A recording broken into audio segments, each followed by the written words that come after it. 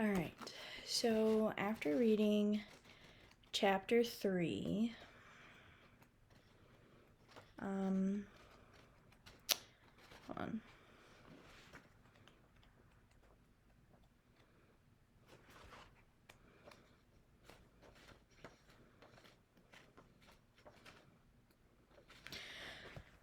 Sorry about that. I lost my page. Chapter 3 was really about red COVID.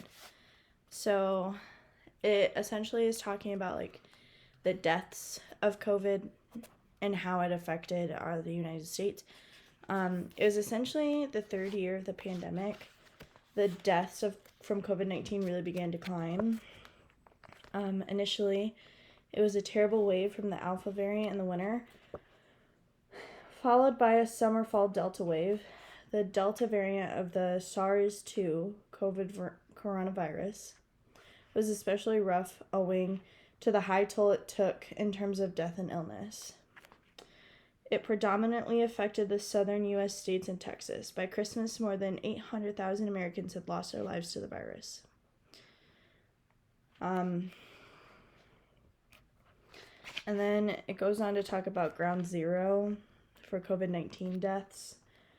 For almost the entire pandemic, the United States has been ground zero for COVID-19 deaths. Not only has its death toll from the virus now exceeded 1 million, but the country has also suffered more COVID deaths per capita than any other large population, high-income nation.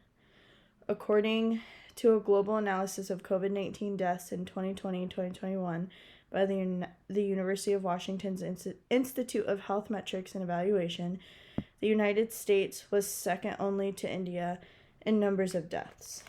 The deaths in America in 2021 to 2022 came in three major trenches. First, in the winter of 2021, the Alpha wave took a heavy death toll. At the time, vaccines were just beginning to be released to the American population, beginning with seniors. The arrow in the figure points to May 1st, 2021, where COVID-19 vaccines became fully and freely available, just ahead of the following Delta variant wave. Beginning in the summer and lasting until the fall, the Delta variant caused thousands of deaths among unvaccinated populations in Texas and other southern states, reaching 2,000 deaths per day. The mortality rate in America during the Delta wave was vastly higher than that in the United Kingdom. So, and then,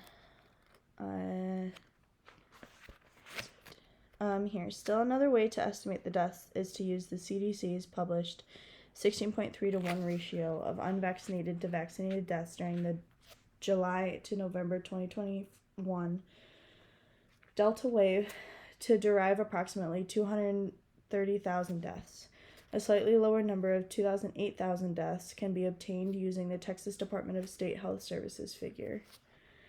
Therefore, of the 245,000 deaths, roughly 200,000 occurred among those who chose not to take a COVID-19 vaccine. Something else that was really important in here was the new national trends. An overreaching concept of red COVID. Red referring to the color assigned to the Republican Party, is based on a convergence of studies from KFF, Pew Research Center, and Charles Gaba, together with the New York Times, Axios, and National Public Radio. On October 1st, 2021, David Lenhart published a revelatory New York Times article titled Red COVID for his morning newsletter series.